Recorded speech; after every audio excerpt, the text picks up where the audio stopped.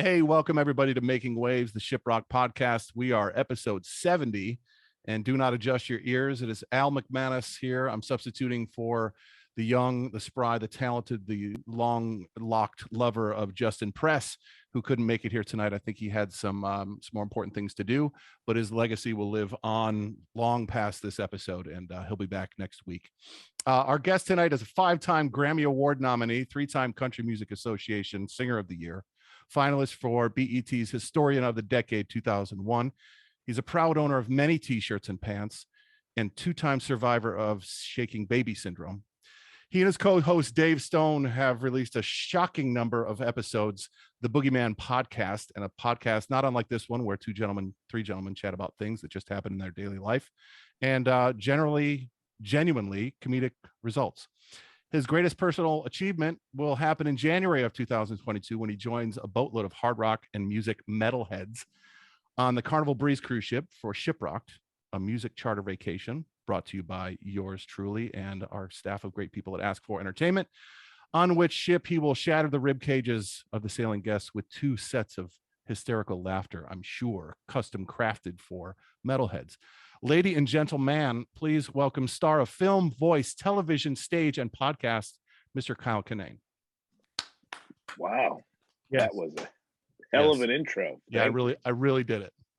He called me earlier and he's like, "Can I read this to you?" And I said, "Yeah, what is it?" And he's like, "Just shut up."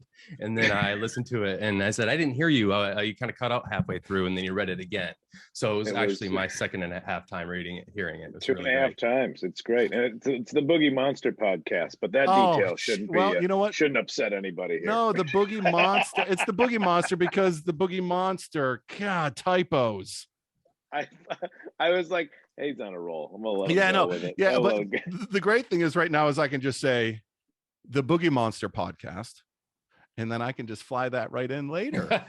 Oh, you sound people know how to really finagle. Geeking out, cheat, man. Hey, this is where fake news comes from. That's right. Yeah. So it was all the audio engineers. It's true. That started it. And speaking of audio engineers, that's a great place to start, because I noticed on your podcast that there's like a super heavy metal thing that happens at the beginning of that thing, man, like a super low chug kind of thing.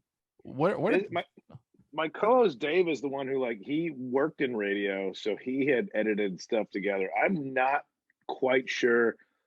I think we got a few intros that go into it, but he got me into like bands like Clutch and was like Bongzilla. It's like the real heavy stoner stuff, which is I do like, but then there's moments where you're like, oh, this just feels like an intestinal disease. It feels like the soundtrack to like a bowel issue. Right. IBS is, Clutch. Somebody got the 7-string bass and they're using all of them. Okay. All right. Yeah. The Clutch tour sponsored by Imodium. That's actually where the name of the Boogie Monster came from, as we were at a Clutch show. And I was like, I like this guy because he's kind of fun, but then he just makes Boogie Monster noises in between lyrics because he's and I'm doing a crazy thing. That's how we came up with the name of the podcast. They're so great. That's a great live band, aren't they? That's amazing. It was, yeah. Just every song has a breakdown where he's like, like makes haunted house noises. I'm like, this guy's hilarious. I wonder if that's how Matt Pike got his name for the band Sleep. Just like, what does this sound like to you? And he looks around the room and everybody else is just sleeping. Because that's exactly how I feel after too much of that shit myself. Is like, man, this is a little bit kind of, I'm going to go to bed now. Everything has its time and place. There was a moment where we were camping. Dave and I were actually camping out in Joshua Tree, and the people we were camping with left already. My van was stuck. So I was sitting there just digging. Like, I'm digging a hole in the desert and with the sun high in the sky, which is already a morose feeling. It's already just vulture bait.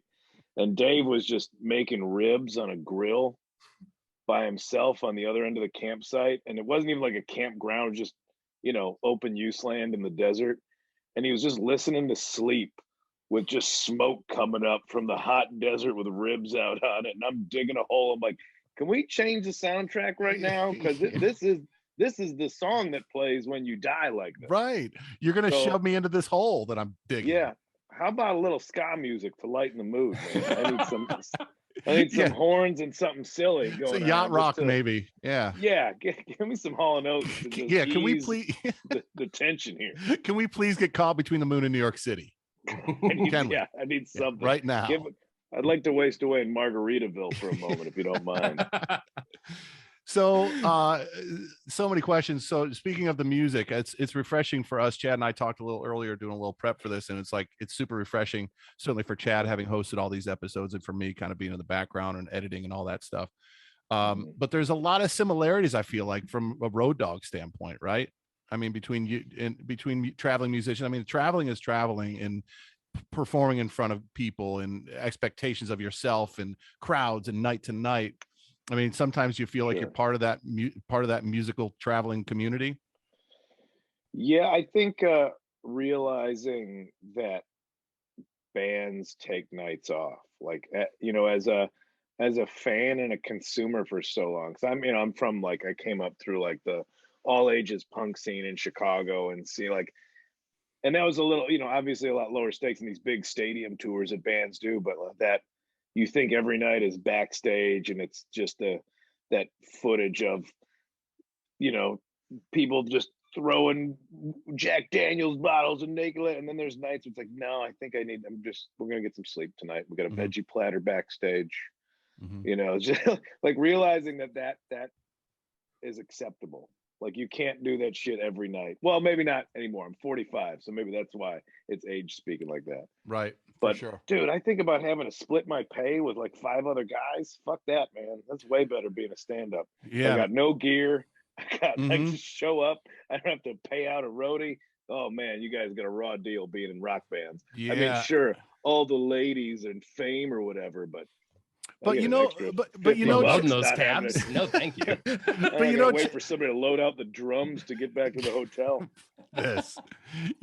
Chad, you can speak to that though. I mean, what about the modern, because you toured heavily for up until a couple of years ago, you toured heavily for a decade. What is that? To me, it doesn't seem like there was much of the super party lifestyle. A lot of the bands that I see now, there's a lot of Xbox, there's a lot of social media, there's a lot of, cell phone stuff. It was, Chad, did you experience that in the last 10 years, other than the obvious bands that are out there just going haywire and that's what they do? But I think there has been a paradigm shift, has there not, in rock and roll touring, as far as bands that are really beating it down? Yeah, I mean, the reality of it, Kyle, you mentioned the hall scene. That's how I grew up too. I used to rent the VFW halls in my small town and bring all the speakers, right? And we charge $3, $5, much like we find places like Fireside Bowl. You're from Chicago area, right? Okay, yeah. Now we're talking. Sure. So we're thinking what's that like? What's the after show? No, after show is a bunch of nerds hanging out at Denny's or whatever version of the 24-hour diner, smashing coffee and then they got to take their shit back to a practice space because they have responsible for all the gear there. Now, you can take and compartmentalize that over the 20 years of what it was to tour. Once you hit a tour bus, which Wilson as a band did a half of a tour once in the bus. Other than that, you're responsible for your own lives and livelihoods to get to and fro. So you can party when you know that it's not your drive or, that night, or you have the night off. And Kyle, you probably have tons of stories of being in these clubs over the years where after your late show on a Friday or a Saturday, the last thing that you want to fucking do is stay up out in that hallway selling merch and then go into a bar with somebody. You're just tired. I would assume. Yeah, I think, and I don't want to boy, let's get ready for ShipRocked and talk about how nobody parties anymore. I think I'll say, I noticed with younger people too, I think they've seen enough examples of people who just drink and go to excess, and with social media, how much that's been shared, and it's really not glamorous. It's just hey man, you're in your mid 40s and you're still doing shots. That kind of looks sad, buddy. I mean, don't catch me in the right corner on this boat ride, and we'll be having a good time. But I think that I don't. Nothing after midnight is going to surprise me anymore. Right. I've done it. I've seen it. I'm grateful for it. I'm grateful for how few scars I've gotten through those nights, but you're not gonna be like, but then we're gonna go here and it's gonna be wild. I trust that it will be It for will you. be. Yes. I've been around wild. I've been wild. I've made it through. Oof. Yeah. You kids have fun out there. Yeah. Tell me about it. You know, Craft a fun story about it. That's how Yeah. I got to where I'm telling crazy stories. Now my stories are like, man, this cat that I'm looking after sure has the shits. And that's fine. That's exciting to me now. It doesn't have to be, nobody wants to hear a 45-year-old talking about doing like rails of coke and then fighting the sunrise. Right, except for me and Chad right now. Yeah, I'm like, oh, really? Well, speaking of rails of coke and fighting the sunrise, when you're out there on tour, much like I'm talking about this van and trailer shit, right? You get to see all the wild shit. That's the part that I think, like, yes, we party, yes, we've done lots of drugs, you know, that sort of thing at the time period. But now it's more or less like I have to get here to there, and this isn't the funnest time of this entire adventure. Is the driving and doing the whole like stopping at a gas station and trying to figure out what piece of shit you're going to put in your stomach that night. But you have a way worse, I think, if I was to imagine like a 2-month-long tour that aren't just clubs on Fridays and Saturdays, but doing club rooms. And I booked I booked you in these specific rooms here in Detroit, Michigan a few times now, and I've seen your exit. Could you explain to the other people of what it's like to be a comedian on the road doing a full tour in general? It's Detroit. That's where I played Crowfoot, I think is when I was playing up there. I had that hoodie on. I had the staff hoodie they gave us. I got it, stunk it up yesterday. It really is, you know, if you want to treat this thing like, I feel in a moment of sincerity here, I feel very fortunate that this is the lifestyle I had. I just was talking to somebody today about this, about maybe we don't all get to be superstars, but what if you got to live a middle-class life doing exactly the thing you wanted to? Mm-hmm. What if just, I don't have, you know, I'm not phenomenally rich or phenomenally famous, but all my bills are paid because I tell jokes. Mm-hmm. So now that I've put that in jeopardy for so many years of partying and trying to be the guy, you party and then you tell stories about partying, and that attracts other people that want to party with you. And then there's a brief moment where that overlaps. You're the partier and the crowd wants to see the party, and you're like, oh, now I'm fulfilling expectations, as opposed to having maybe a good time that I wanted to have. You're like, well, people expect this of me. And then that gets a little scary and it gets a little sad, and you get older and you realize, oh, I can't keep being this guy. So I can either fake it, you know, I could either drink a little tumbler glass full of apple juice and pretend it's scotch and just Dean Martin myself. I'm super drunk. No. Or I could try to be true to the thing I'm doing with stand-up, which is talk about my actual life, and hope that people realize, like, yeah, he doesn't need to get wasted anymore. He's 45. I still do. Here's peekaboo. I still do. Yeah. I just don't think the stories are helping an audience be like, oh, this is a guy who it just sounds sad to me when you see somebody that's old, like, you guys partying last night? No, man, you don't. You're on your third marriage, dude. Don't do these jokes anymore. Change your life. So touring for me is like, now is being incredibly grateful that people want to come out and see the shows. And guess what? I do a better show if I'm not drinking and I'm not hungover. And now I would much rather go, you know, I don't have massive crowds, but I need to make sure that they want to come back the next time I come through that city. Mm-hmm. Right. And the only way I could do that is by making sure that the show that they saw last year is topped by the next show. And the only way I can do that is by maintaining my well-being mentally and physically. And that means a little less partying. I still have my drinks. Drugs, I don't really need that life. I mean, mushrooms, sure, dude. They're just good for humanity. Whole other conversation. But yeah, that's how touring is. It's like, man, I make enough money to stay at Hampton Inns now instead of the cheapest option. That's luxury to me. The illusion of cleanliness. The Hambone Inns, man, that's it. Like, look at it. This place seems unfucked in here. Right. I know it's not, but at least it appears as much. Right. Yeah. Whereas you get some like $60 Best Western room, and like you could tell the staff, like the must of the front desk staff just finger banging each other. Yeah, hangs it's in so the air. bad. My wife and I stopped at a place on one of our travels a couple years ago. It was just last minute, like needed something, right? We had a fucking dog with us. Like, why are we Yeah. traveling with a dog?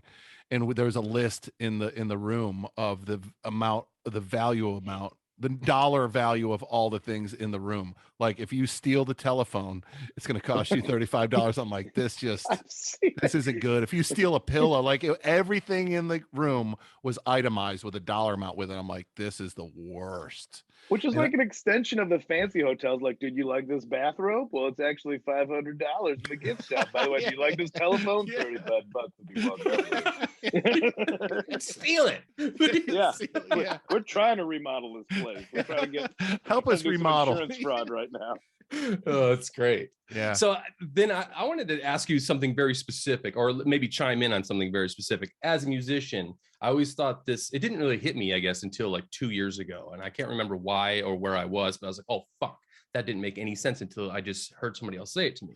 I made a record that nobody knew what it was going to be sounding like and how I put it together. All this very, lock and key for the most part until that record comes out. And then the fans hear it. And then you say, sweet, now I'm going to go play those songs every single night for sometimes upwards 3 to 4 years, depending on how successful the record is. You, as a comedian, do a complete opposite, I feel like, version of that. And correct me if I'm wrong, but you're not out there in the clubs doing the shit that they just watched on Netflix on your special. You're out there figuring out what's going to work for that special, right? And then you put that special out, and then you don't even fucking think about those welly manicured timed bits that you spent years eating the shit, getting drunk to think of. And how does that work for you? Like how, can you give us like your process in general? Well, yeah, I mean, comedy relies on the element of surprise, and I think like a lot of music relies on the element of familiarity, where like you have to get somebody, like, give the new stuff a chance and you'll find that you want to re-listen to this. So I think it's a struggle in both areas. But with stand-up, it's like, yeah, okay, right now I have an hour and change of stuff that I'm like, I want to record this because I can only say this stuff so many times before. I've used the analogy before. It's like a skateboard deck that loses its snap, A new deck, you're gonna ollie, it's gonna respond great, but then you have that, it just doesn't have, you can still do the same stuff on it, but it's just, or whatever metaphor you want to throw in there, guitar strings that you can still play the song, but it's losing a little luster if you don't change it for a while. I gotta, for myself, I'm like, I need to record this and get to something new. And it's not a very safe way to do it. Idealistically, I'd have 2 hours ready to go. I'd record one. So as soon as that comes out, which now there's no process anymore, you just record it and put it on YouTube for free because why not? Nobody else cares. My stuff, I got embroiled with that whole Spotify thing. Oh, darn, I'm losing $37 a month because my 5 hours of material, my 5 hours of stand-up isn't on Spotify. But more that hits more because a track could come up in someone else's playlist and somebody could be like, oh, who's that? I want to look at more of their stuff. That's what they've taken away from me there. Right. So that's why you just go to YouTube, put it out.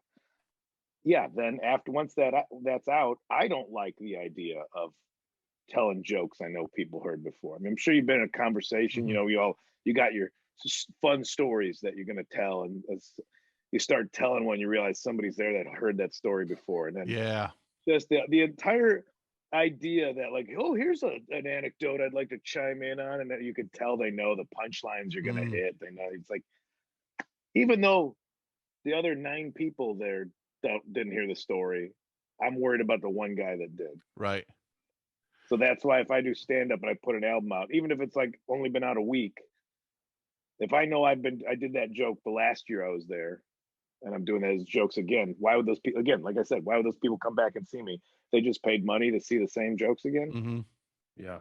So I mean, makes total sense.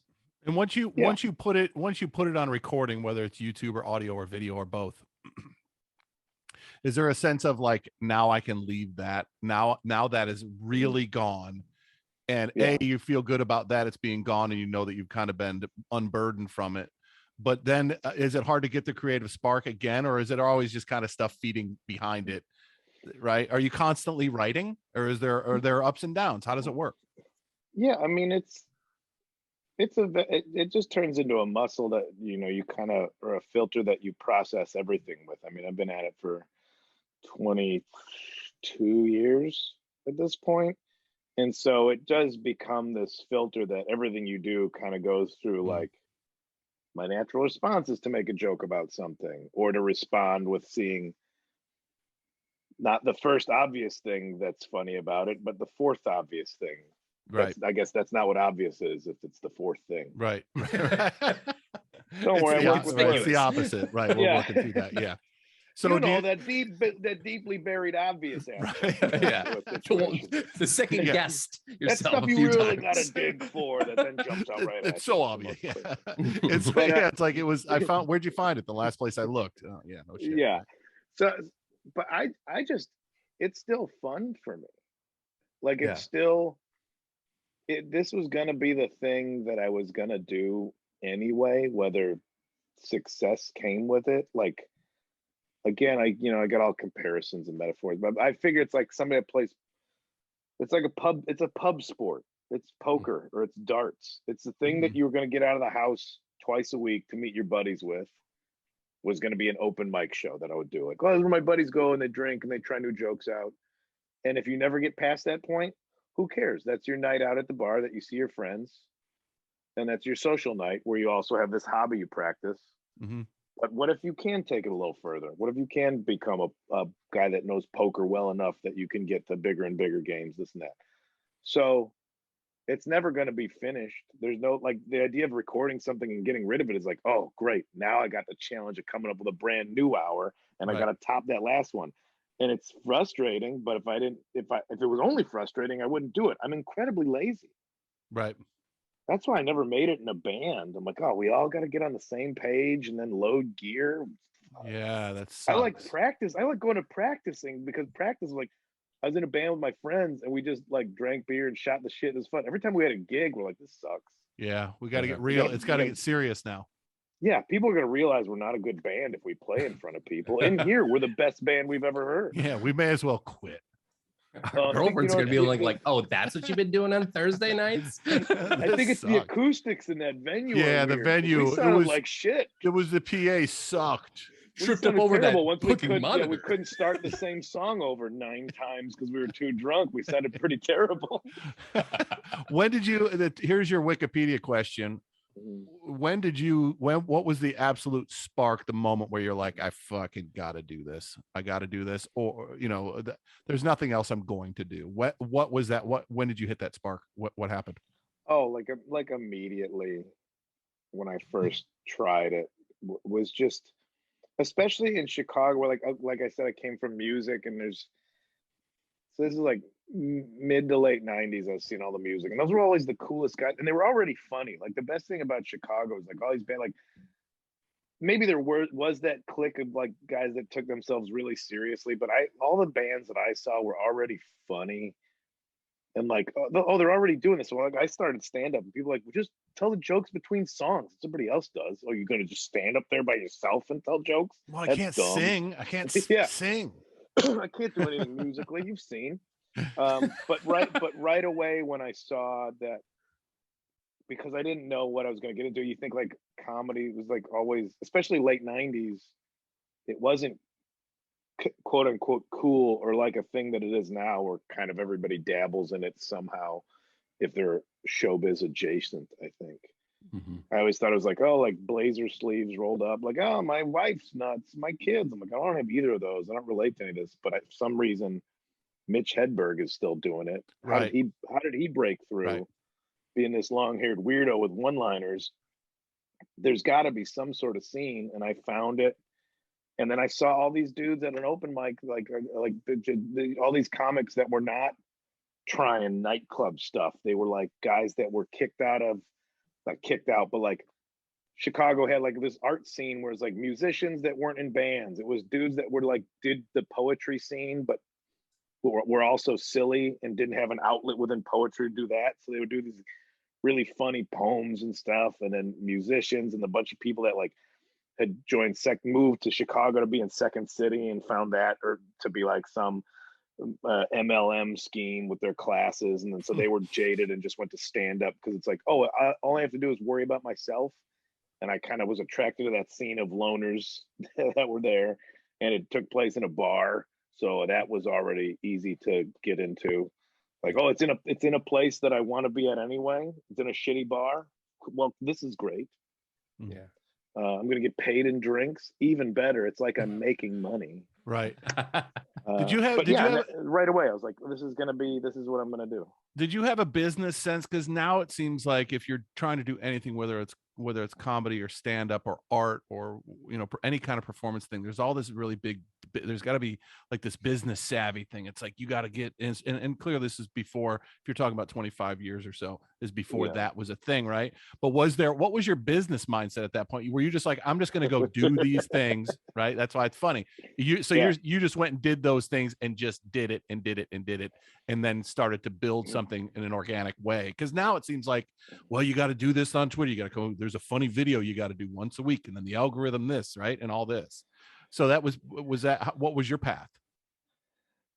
Well, I'll say, and I don't know if it's the same with music, but it's like there's you have the two ends of the spectrum. You got people with hustle and people with talent. Yeah, and then most everybody is some mixture of those. And the hardest thing to deal with is the people with the more hustle than talent will always be more successful. Because they're going to put it together. Well, I got to have this, and this put together. Is it funny? No, but they look good, and they got this put together, and this looks slick, and isn't that? Yeah. And the funniest comedians out there are people that nobody knows about right now because they don't have the other. But I had no business. I had no business sense. I didn't get into stand. You don't get into stand up if you have a business sense. Right. Or if you do, you're not funny. If you start stand up going, here's my 5-year plan, you're probably a shit comic. Yeah. You don't get stories musician. Of like, yeah. But even some musicians can still be like, all right, I'm gonna play gigs. I'm a skilled bass player that can be hired out for different types of bands, and can still piecemeal together. Like a comedian, you can be like, I'm a corporate friendly, clean cut comedian, great for your Christmas party. That's probably not a fun act. But well, as you can tell, Chad, real quick, we have gone live to Facebook. Hello to all of the folks out there in Facebook world, Facebook land. As you can tell, your typical host, Justin Press, is not available tonight. So fortunately for everyone, I'm here in his stead. I'm Al McManus, Chad Nicefield, and we are chatting with Kyle Kinane, who will be joining us on the cruise here in just a couple short weeks, actually. And remember to subscribe to the podcast, like, rate, subscribe, tell your friends. We're making really good waves, no pun, with this podcast. We're in episode 70 now, and things are really picking up for us. It's a great way for us to communicate and connect with our community of guests and fans, and we love having you here. So thank you. We were just kind of cutting through with Kyle here about kind of the beginning and the end and the middle and some music and some all kinds of interesting things. So remember, on Monday next week, the podcast will drop Monday at 8 a.m. and you can check out the entire thing there. But in the meantime, Chad, what do you have next for our esteemed guest? So you said you've been doing this for 22 years. I would assume that would mean by proxy 2000 would be around the period of time when you started math. Yeah. And then in 2010, good math, Chad. Way to go! Yeah, I got it. Did it. It took me 30 minutes to get there, but I did it. And then I remembered that your first special came out 2010, which is Death of the Party. Yeah. Or my okay, which was audio, not video. But if what I read about, well, I listened to it, but then I read all the stuff on it, and you did it at the Upright Citizens Brigade Theater. Yeah. And I was going to take this whole entire first part of what we've been talking about doing open mics with your buddies and being like, wow, I'm fucking good at this. I want to do this. And how did you get from there to then doing a special with such a prestigious, even still to this day, a group of people in a group of in a theater setting like that to put out, Well, I'll say that we're going back to you ask what kind of business sense I had getting into comedy. Yeah. And all I knew is that my life was going to be streamlined down I lived with a very low overhead at the time, no kids, no marriage, Not that I swore those things off entirely, but I was like, I didn't have any designs on that as a young man. Like, well, you got to make it as a. I kind of felt that as a trapping of the fucking suburbs as I wear the hat. I didn't see the top part. I just saw the suburbs. Now it's great. Yeah, before it was just good. There's this like you can like do custom sports logos on your hat. So I got on the Chicago Bears colors, but because everybody thinks I'm from Chicago. I never lived in the city. I'm like what part of Chicago? I'm always like the part where the tornadoes start. That's the part of Chicago I'm from. And so I just was like, well, I really felt like if this maybe put it into some sort of religious sense of being agnostic atheist and like, oh, this is our one shot to enjoy this a weird stretch of consciousness is being alive for what is really a grain of rice sized amount of time, that okay, I'm gonna go after this very silly dream to make sure there's no human collateral damage around me. I won't get think I've got to get married like the suburbs. I think get you thinking you've got to success is judged by this house and the cars and how many kids. And we don't have, not about if you like what you do for a living, but do you have these material things to present to the outside world to say that you're successful? Are you happy? No, never mind that. I'm successful. And I really got scared of that kind of idea. And so I was like, well, I want to go for happiness first and foremost. And not just like, get fucked up and not worried about stuff. I did that for a long time too. But like have something that keeps you excited. Comedy, like I was saying before, comedy's it's a jigsaw puzzle with no edges. You just keep finding more pieces, and it goes on infinitely as long as you're interested in it. And so I found that thing, and so I'm just going to keep doing stand up for as long as I can mentally handle it, because it's exciting to me.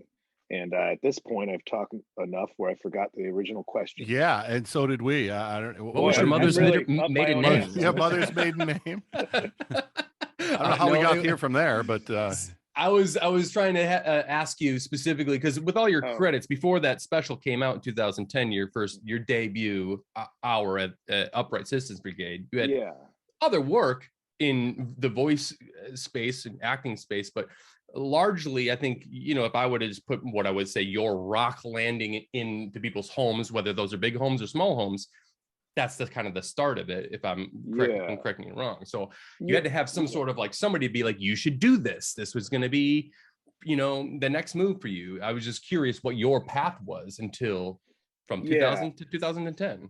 Sure. I moved in 2003. I think I decided like, all right, I've been doing comedy around Chicago enough that I got enough encouragement that you had choices to either go on the road from Chicago and kind of work all these, independent, like the independent comedy scene, I think has come leaps and bounds in the last 20 years as far as shows that are like, this audience is here to see a good show and not just be drunk on pictures of like cheap pictures of beer and yell at whoever they got to, whatever punching bag they hired.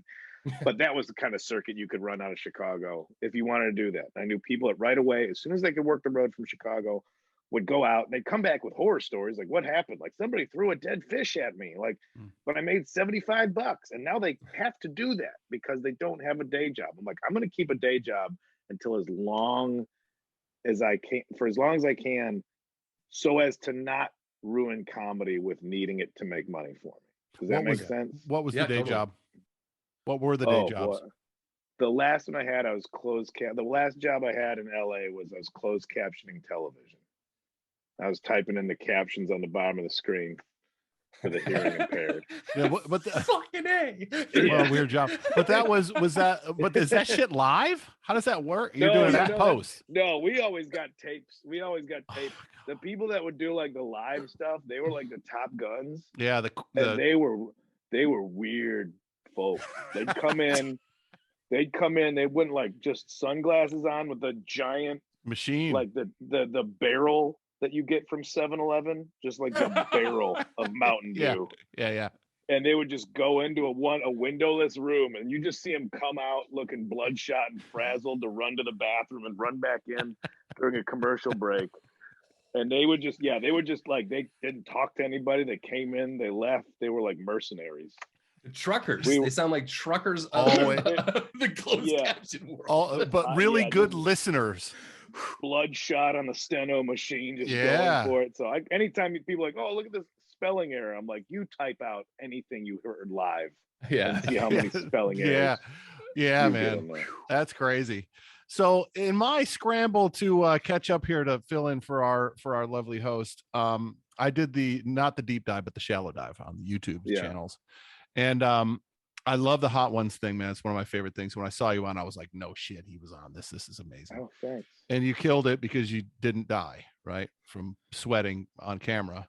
Yeah. But I noticed a couple of things you said in there where I felt like there was I can't say a love-hate relationship, but you definitely had a complicated relationship with social media. And I'm wondering the status of that relationship today. It's a necessary evil. It's I finally, in no light terms from Spotify removing a lot of comedy, I finally gave up. I've had a TikTok account that my management set up. And I finally like, all right, let me try it. Let me go.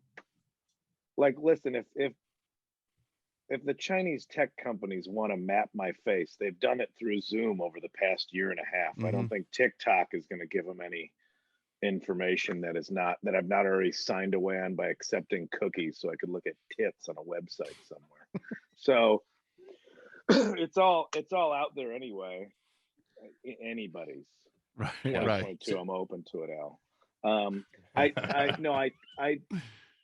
It really is this necessary evil, and I can kick and scream about it, but how much can you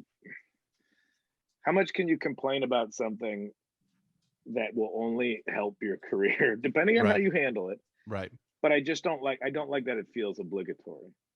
Right. Or the fact that everybody, it's overwhelming. Look how flooded it is with just people just dancing and this and that, and they have 9 million followers just because of nothing, and you get frustrated as a quote unquote artist going, well, I'm trying to make an actual thing, but because it doesn't fit the format for TikTok or an Instagram video, it's not appreciated as much. And it's like, I can't get mad at that. That's that platform. So either adapt to that platform. I'm sure somebody's pissed that I get people to show up at my stand-up because they hate my fucking stand-up. Or your face. Or more so stand-up, it was great because it was the last form for ugly people, and now the attractive people have come in. Taking all the entertainment dollars and entertainment hours from the actual talented people. What are you? You're beautiful. What do you have interesting to say? Yeah, it's pretty fascinating though, right? That beautiful just kind of rules.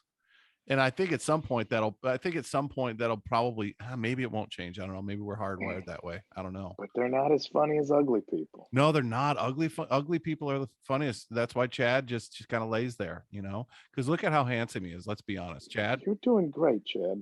Oh my God, you guys are now I feel like I'm put on this. Thank you very much. I feel there good. You go. Good save. It's a Thank compliment. you very much. You're funny. And 2022 coming in marginally hot. I feel like so Kyle, since we do have a captive audience of, I'm sure, ones of dozens at this point, we're crushing it. Let's talk for a moment about you and your history with a cruise ship. Have you been on a cruise ship before? Twice I was on a cruise ship. Oh, okay. I was as a child. I was on a Disney cruise. Had a great time as a child. Yes. And then as an adult, I was on. There was much like how ShipRocked. Now, will ShipRocked have anybody that doesn't know there's a heavy metal concert happening on the cruise? No, it's a charter. Everybody there did so is there on purpose. Okay, because I was on one where it was just a small segment of it, like one of these large cruise ship that was for a comedy festival. But gotcha. people that were going to the comedy shows knew they were on the cruise for that reason. So I did that. I was on that cruise with my good friend Matt Bronger, who I started comedy with in Chicago years ago. I was talking to him today, and we had a great time just because now, as I did that whole spiel about how you don't have to party anymore, we both were like, all right, we're going on this cruise. And then I don't know if ShipRocked does the same thing. Like as soon as you get on, they make you select which drink package you'd like to participate in. And then No, the highest was like the double diamond package. And we're both like, well, what, were we going to not get that one? yeah, we're getting the double diamond. Yeah. But then you do that, and then you like are financially beholden to fulfill Right. however much money you said you were going to drink that day. Yeah. And so we're just the end of the day, like just daiquiris, just to hold them, just like, I don't want this at all. This is so gross. Once again, obligated. And I will say for the record here, as our ShipRocked guests are viewing this is another reason why there's no drink packages on ShipRocked right there. Well, yeah, there you go. definitely. See, even Kyle Kinane will tell you that it's not worth the money, everybody, is you're just forced to drink it. So so that's great. You've been on a cruise, so you know a little bit about it. Well, if you know, the Disney cruise was a bad example, but had you been on a cruise as an adult, just a regular cruise, we'll call it, just a run of the mill kind of Monday through Friday, you know, with no event, so to speak, on it, I would say my typical line is, okay, then you've never really been on a cruise, because ShipRocked is that much different than a regular cruise. It's, you know, the ship transforms and it's just this whole community of people that are just ready to fucking rock, man, you know? Yeah. So have you familiarized yourself with any of the artists or the singers, bands that are going to be on board, and do you dig any of them, or what's your musical stylings these days? I'm not sure the layout, but you know, as a comedian, you get to play festivals, and some of the best parts of that are just walking around going, I'm pretty out of touch. What a great time to learn about everything is at a festival of like, that sounds good over there. Let me check it out. That sounds good over there. Let me check it out. So I know like Lamb of God. I know them. Actually, a buddy of mine who's a pal from Wisconsin, but played in a lot of metal bands. Like, do you know any of these guys? Like, oh, he's like, those are nice guys. These are nice guys. These are sweet guys. His whole thing, the whole roster's like, real sweet guys. Sweet guys, sweet guys Lamb of God, sweet guys. Yeah, which they true, which they really are. Yeah, the grotesque like band promo shots. He's like, he's a real sweetheart. Guys. These guys, great fellas. Yeah, the boys. Let him kiss your baby. Yeah, the boys of Deicide.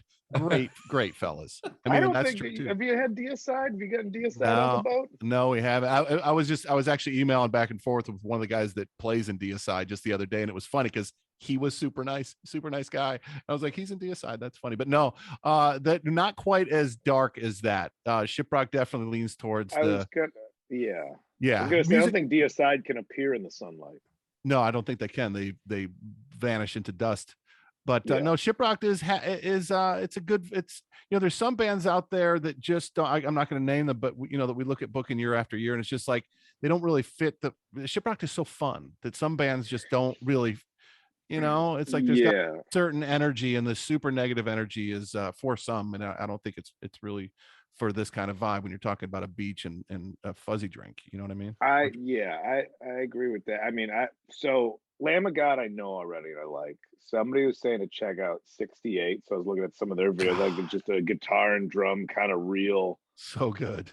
Yeah. Like, speaking of hall show days, that dude's the singer's like a warrior from that period of time. Like, really? Still is, really. Really. So you'll get along with him just in general from the saga of life that you go. And they knew it. Only two guys man. See? Strip it down. That's right. Okay, so we made $1. A bass player, I got a pedal. Hey, drummer, we made $1 tonight. We don't really have to think too hard about how we split this, do we? Yeah. We're gonna we're just gonna whatever. 101 Dalmatians, some ramen together. That's not where the dogs. That's something else. That's a different thing. It's a different thing. I didn't learn a lot on that Disney cruise. I'll tell you. I didn't learn that point. Yeah. How old were you? How old were you when you did that one? I was a child. Okay, yeah, you got barely a memory. Excitable by characters. Well, we said you mentioned POD a minute ago before we started recording with a hilarious joke that probably won't make the cutting room. We'll be on the cutting room floor, I guess. Oh, really? But the POD guys. I'm just saying. I don't know how many jokes I can make at metalheads. At them? Our guests find themselves. They're lovable. They'll all laugh at themselves. Yeah, good. All right, I'm gonna be a little bit of a roast. Yeah, Yeah, maybe. say, Sure. So you're just gonna be sitting in a chair, and we're gonna walk them out one by one, and you're just gonna say whatever you want. Well, I've done comedy at Punk Rock Bowling, and that's like shooting fish in a sleeveless denim vested barrel. It's gonna be fine. It's gonna be a good time. It is gonna be a good time. But so no, I really don't know a lot of stuff, and that's why I think it's gonna be fun to just and especially to see it live. You can always hear something like, I kind of like that, but to see it like how a band puts on a live show can really make or break like why I want to be a fan of them. Sure. Because then you listen to music and you remember how insane the live show was. You're like, yeah, this doesn't capture it, but I know how great these guys are live. Yeah, for sure. For sure. There's always one or two of those, sometimes more in the 12 years we've been doing it, where you walk around and you go, holy shit. And for me, one of the best ones was Chad's band Wilson in 2014 on our cruise. That was just fucking blew everybody's mind. Yeah, really good. He won't be performing with that band on ShipRocked this year, but I just wanted to say it. That's really nice of you. Just wanted. That was very nice of you. So, what did you go? Just out of pure curiosity here, beyond our lineup on the ship, when you like put headphones on or get in your car, whatever it is, what is it that is your go-to? Even if it's just 2 or 3 records that you just like, dude, I'm probably gonna put something like this on. Even if it's just nowadays, it doesn't have to be about. Yeah, I mean, this is like I wish like my year-end wrap-ups on all the streaming services just look the same for the past 10 years. Like it's like, oh, look who listened to Naked Ray Gun a bunch this year, even though they haven't. I've been defaulting to so much. I did that same thing like. You see people that were like, oh no, this era of music reminds me of this era of my life. And so by listening to it, I'm just going back to better times as opposed to going like, well, maybe right now is pretty good too. And you could attach some new music to these new memories. And I've been lazy with that, straight up lazy with that. And now I don't have kids, but I'm just somebody's dad every time in a car ride. Now, who's this? Who's this now? No, I have Shazam, but you could just tell me.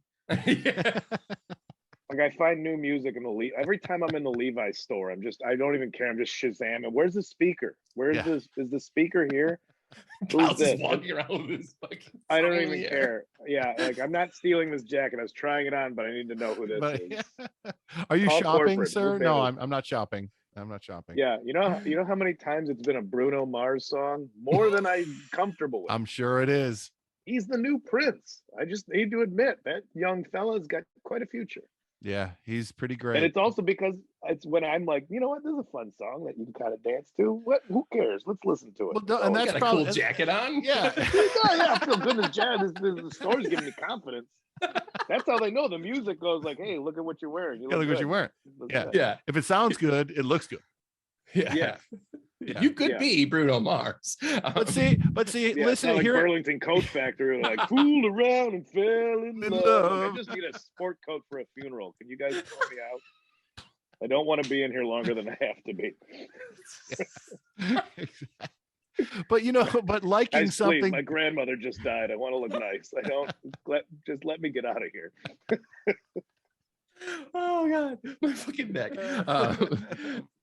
I don't even remember where we were at. I think I just pulled my neck. We're just riffing, man. But that says something about you, Kyle, as an older fella or an experienced fella, that you're willing to hear something that's new and go, hey, I like that, rather than going, oh, it's pop bullshit. Just, hey, man, I like what I like, right? And how often do you see people that just turn into like, well, the era of music that I listened to it was the greatest era that ever was, and therefore admitting that any generation younger than you can do something of quality is such a dead end. And I don't want to look like a weird youth freak of like the guy that's too old to be at the all ages show without a kid. Like I still have to pretend like, have you seen my son? I still have to like say that occasionally when I'm just like at an all ages show, because that's what the band I want to see play. Yeah, in between songs, looking around. His name's Teddy. He's got the shirt from the band on. He likes him a lot.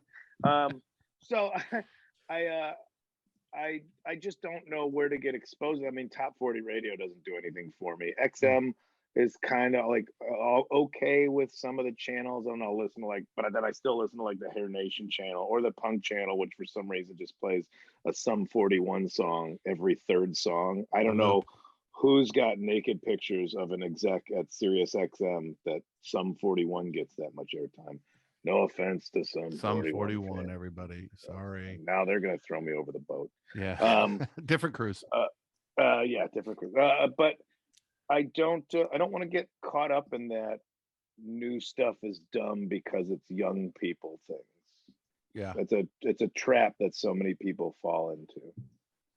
And they forget that their stuff that they listen to. I always say this about SoundCloud rappers and stuff like that. When people get all haywire about these kids, it's like, man, it's punk rock. It's the same version of opening up the trunk of your car after the fucking hall show as kids pile out and you hand them whatever cassette tape or whatnot it is.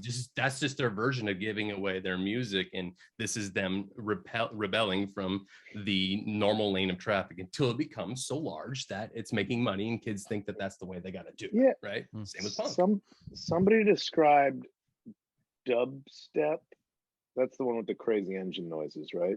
Yes, it's and I'm not a fan of it, but somebody was like, at least they're trying to make something new, like sonically trying to create a new sound. And I was like, I can't argue with that at all. From like the beginnings of people like cutting the cones in their amps to get distortion, like, oh, they're just trying to take all these elements and make it. You might not like it, but the thing that this inspires might be what you like. So good for people getting out there and trying to craft a new thing, even though my default is to make fun of everything that I don't understand. I should hope so. But then, cowardly slink away and then try and reassess why. Oh, it's just because I'm scared of death and therefore new things make me feel closer to the light. And so I need to reassess and be okay and accept young people's efforts with that. As I've consumed a lot of your media lately, you have that element though. There's a self-deprecation, there's a self-awareness of, listen, you said it on more than once that I heard. Yeah, I know I'm hypocritical when I say this, but right. It's like, picking on people and noticing those things, that's okay. That's okay. Because at the end of the day, you're not hurting anybody you're not really judging anybody. You're making a joke, making a comment, and it's funny. And I mean, recognize the source material. I comedians that are so like, let me tell you how the world works. You don't know how the world works. You're a comedian because you were bad at everything else. You don't become a comedian because you were a great accountant and decided you needed a challenge. It's like, no, look, I fucked up all these other things, but I can share me fucking up at them with people for laughter. So that's why I'm in this position, not because, oh, no, actually, I've studied sociological progress in Eastern Europe countries from the years 1912 to 1963, so I can comment on what's happening. No, you don't know shit. It's a cool standpoint to be in, but I'm more attracted to comedians and musicians that are like, I don't know, we kind of believe in what we're doing. You don't have to, but we believe in what we're doing. And so here we go, which is why anytime I start talking like I know something, I got to back up and realize, you're contradicting something you said this morning, dude. So full disclosure, let people know that you're full of shit right away. And I know we're getting up against our hour long here, and we appreciate you so much for joining us, man. It's been great. We have two quick segments that we like to do as we wrap up, and Chad has another, like a third thing that we've been doing week to week. But before we get to that, I do want to say there was speaking of the old man at the concert thing, and you mentioned dubstep. I 11 years ago, 9 years ago, I drove 2.5 hours to Knoxville, Tennessee from Nashville to go to some DJ club to see a dubstep artist named Skrillex. And let me tell you something, I was 40 and that was super weird. If I had known at the time, I'd have been like, where's Ricky? Have you seen my boy? Yeah. Right. That thing would have been super handy. But it was interesting. I was the old fart there. I had a couple drinks. I went by myself. That's how into that sound I was. It just captivated me because I'm a metalhead at heart, and the sounds were super heavy and aggressive. And I found that kid to be really talented and interesting. and it blew my mind. I mean, it actually blew my eardrum. I think I had permanent damage just from the vibration of the, but there you go. You know, people step out and take a chance on something that you dig, and if you like it, you like it, right? Yeah, or like hearing something on a movie soundtrack, which I always thought was forbidden to enjoy a song from a movie soundtrack, but that's why it's on there, so you get excited about that. There's this, I think it's just one guy, but it's called the Mexican Institute of Sound, and I keep describing it's like if Urban Dance Squad and Beastie Boys collaborated, and then it was in Spanish, whatever they did. What? And I just, it's like weird. I'm assuming somewhat political, social messages, but it's in Spanish. But I also want to learn Spanish, so that's helped. But it's also like crazy mixes and samples all over the place, but with like sometimes like a mariachi horn element, but like it's all over the place. And I saw them. I did a festival in Tucson where they were playing, and I'm like, I'm dancing against my will to this. Right. I'm by myself, and I look like this, and I can't help but enjoy this show live. Yeah. So interesting. And it was a new sound. It was all these elements mixing together to create a new sound, which is just easier done with electronics than it is with. It sure is. Yeah, it really is. It's unlimited. So or Chad, bands like the Bronx, I'll say like bands like the Bronx who also will do Mariachi El Bronx and be like, oh, by the way, and we're not making fun of it. This is a sincere tribute to the music of Los Angeles, where we're from. Right. Yeah. And they do a very fucking good job at tributing that style of music. Yeah, I don't know if it's my place to say if they're doing a good job or not. I'd like to hear somebody from Mariachi Plaza. You're probably right. I should have heritage in that scene be like, oh, actually, this is not offensive to us. Because right now it's white guys wearing the little jackets with the embroidery. I'm like, yeah, shit, can I like this? Somebody tell me if this is cool. I don't know. It sounds good. So I like it, but I'm not going to say it's honorable to the culture. That's not might be appropriating, but at the same time, I like it. So what would you like? This is called Walk the Plank. So just so you know, I'm just going to go at you with a question that probably has nothing to do with being a comedian or music or anything like that. And then he'll give you one. Mine is, what would you like to find at a yard sale? I like to find at a yard sale 80s BMX parts and bikes. Parts and bikes to build one bike? Yeah, I already have one that I'm trying to revamp and just 80 like any 80s skate. I mean, if we're going garage sale, I'm thinking nostalgic stuff and stuff that I cared about as a kid. Were like skateboard and bikes were like somebody's son moved out and they didn't know that this original, Caballero deck. I don't know. Yeah, $1. Okay. Yeah. Great answer. What remains undone that you'd wanted to get done for years? Wow, really went from specific we are walking the plank, my friend. Arr. Like I said, I keep talking about I want to learn Spanish, and I truly, long story short, I don't know about the future of maybe Spanish. English. at least trying to be in America for much longer. Me personally, I'm like, well, I could either learn a skill that can move across borders that doesn't rely on language so much, or I can learn another language to maintain the skill that I still have to move across some borders. So I think I need to stop talking about wanting to learn Spanish and learn some Spanish. There you go. Yeah, good answer. It's interesting you went that way. It wasn't like so that I can order from the menu at the Mexican restaurant more fluently. It was like, I want to share my love of what I do in a different language to a different group of people. That's cool. Good answer. Yeah, and also I don't know if you've been to a Mexican restaurant. They know what you're saying. No hablo, sir. I go to one Mexican restaurant that refuses to take an order. Yeah, no. It's pollo. It's pollo.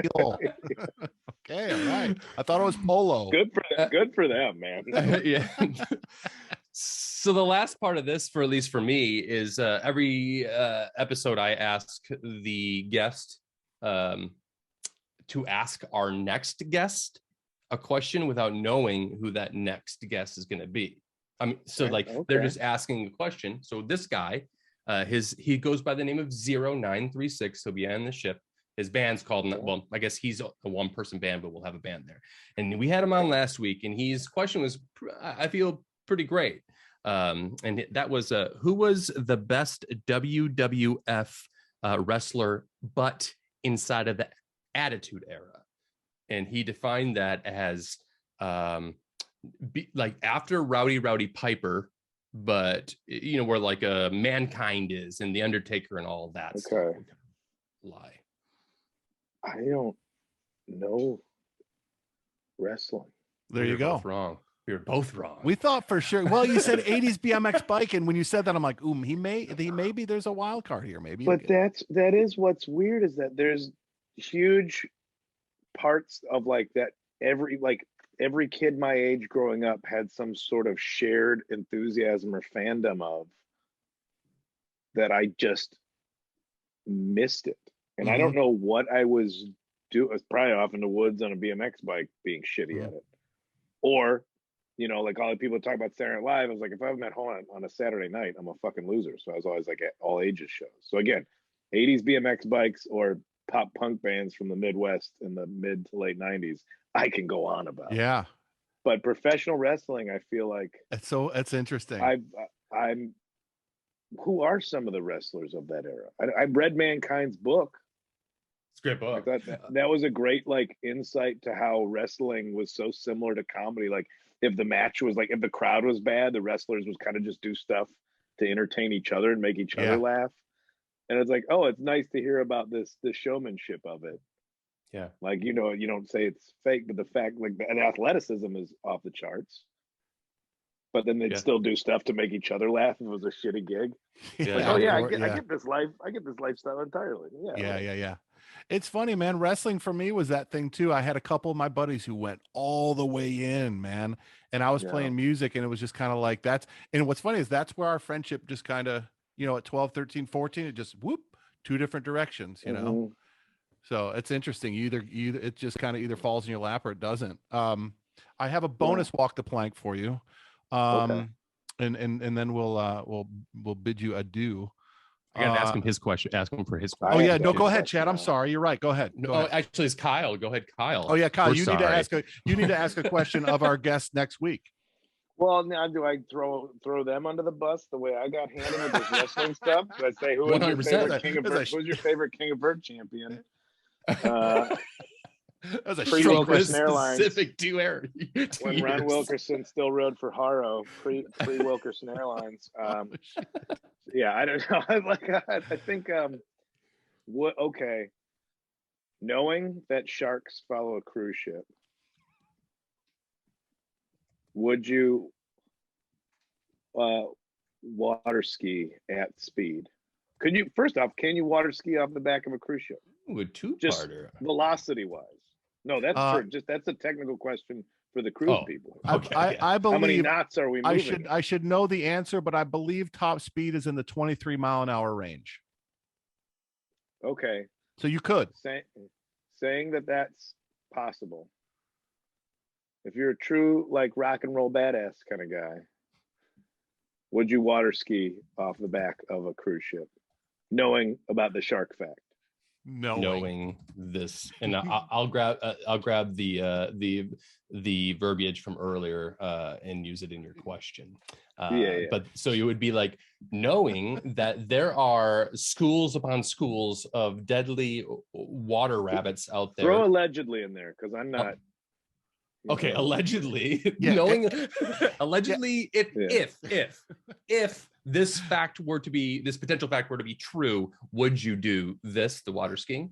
Dope, love it. And also, I would like to add an allegedly too, because I'm not sure I think it's like 22, 23 miles an hour top speed. So given the speed factor alone, we can finagle the numbers on that just to make this question answerable. And if you can't in real life, this question is, would you? It doesn't matter if you could or couldn't in real life. Yeah. I just think you see the big boat, doesn't look like it's moving at all. And then you see one guy in the back like, what's up?